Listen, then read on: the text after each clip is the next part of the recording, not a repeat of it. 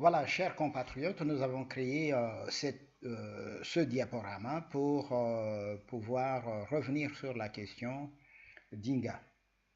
Comme nous le savons déjà sur notre site, nous avons traité de cette question. Euh, voilà, disons, ce sur quoi nous voudrions revenir. D'abord, au sujet, pourquoi nous revenons à Inga, à la question de Inga, c'est parce que nous constatons que sur Inga, il s'est dit beaucoup de choses qui représentent un véritable mensonge démobilisateur du peuple congolais. Alors, mon nom est Palukwa Tokao Ekomu, je suis ingénieur civil électricien, vous comprendrez pourquoi la question me touche d'au plus près. Je suis initiateur et gestionnaire du projet 2014 qui est présent sur l'Internet. Et j'ai choisi donc de vous créer cette vidéo pour parler de notre avenir énergétique en République démocratique du Congo. Alors, pourquoi le mensonge propagé sur Inga est-il à prendre au sérieux et à ne pas négliger? Pour plusieurs raisons. J'en ai retenu quelques-unes que je voudrais vous présenter. D'abord, c'est que sans énergie électrique, au jour d'aujourd'hui, aucune industrie moderne ne peut exister. Sans énergie, en plus, le droit au confort de vie est impossible à garantir par le gouvernement, même quand il serait le mieux intentionné du pays. Sans énergie électrique, également, il faut se dire que la dépendance du Congo de l'étranger sera chose certaine et tous les autres combats menés pour sortir notre pays du sous-développement seront comme des combats vains. Voilà quelques-unes des raisons qui me poussent à vous parler de ce mensonge ignoble sur Inga. Alors, ce grand mensonge, il est public. Il est public parce que les hommes d'État, les ingénieurs, la population, même l'ignare, parlent des Inga qui peut alimenter les Congos tout entier. Ce qui est très faux. En tout cas, j'espère pouvoir vous les démontrer. On en trouve même parmi les officiels qui disent que Inga peut alimenter toute l'Afrique. Ce qui est encore plus faux si j'arrive à vous démontrer que cela l'est déjà dans le cas du Congo. Alors, la vérité que tout Congolais doit savoir, c'est que nous serions 80 millions d'habitants, d'après les statistiques qui nous sont fournies par ceux qui sont au pouvoir. Ce chiffre devra bien entendu être révisé par un recensement congolais à la libération du pays de l'imposture, puisque rien ne permet aujourd'hui d'affirmer que tous ces chiffres soient vraiment des chiffres qui correspondent à la réalité de terrain. Alors, nos ménages, c'est-à-dire papa, maman et leurs enfants, compteraient en moyenne 6 personnes par ménage. Il faut cependant, attention, prévoir que ces chiffres, dans le temps, puissent évoluer vers les 4 personnes par ménage, parce que, d'une manière générale, il est connu que le relèvement du niveau d'instruction de la population se fait par une baisse de natalité. Quand bien même, normalement, avec le temps, la médecine, elle s'améliore et donc le taux de mortalité devrait diminuer. Aujourd'hui, il faut aussi savoir qu'il faut installer normalement 4 kW par habitant pour pouvoir alimenter correctement les ménages, mais que ces chiffres doivent être multipliés par 8 si l'on veut tenir compte du devoir qu'a un État d'alimenter non seulement les ménages, mais les entreprises également. Ce qui porte finalement à 16 kW,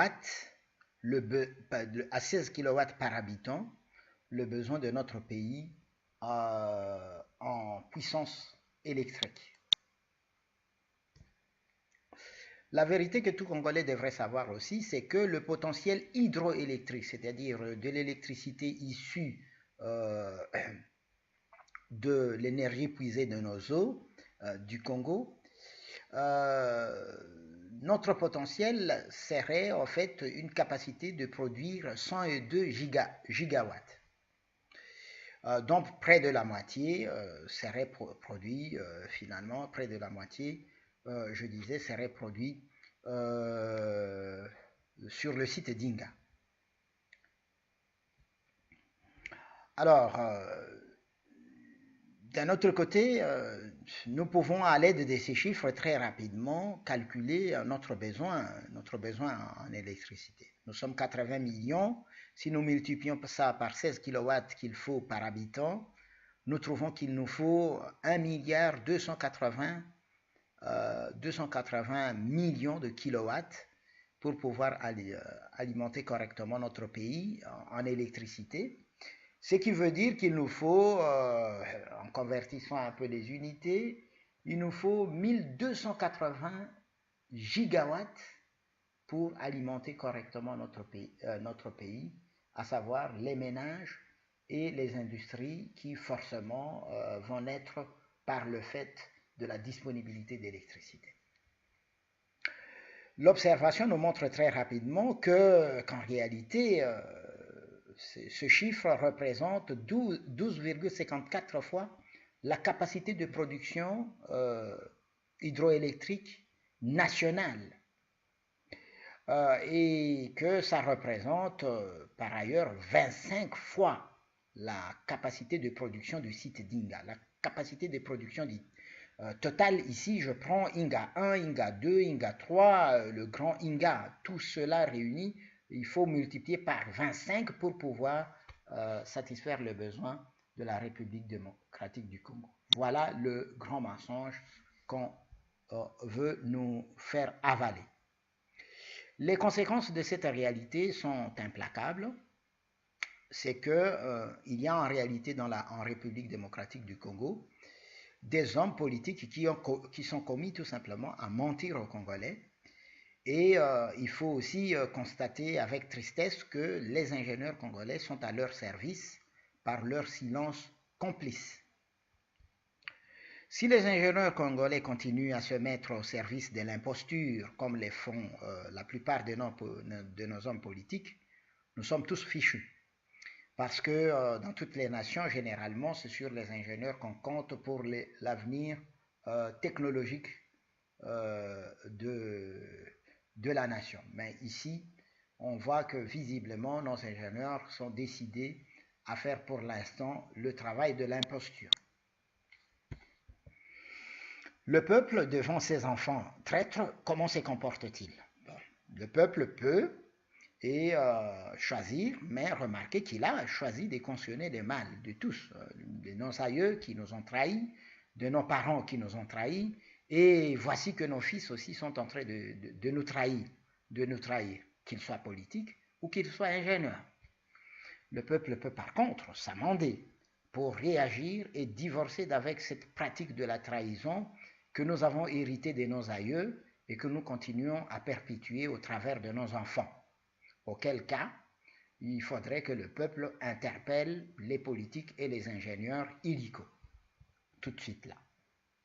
Sinon, c'est le pays qui s'en va vers le gouffre.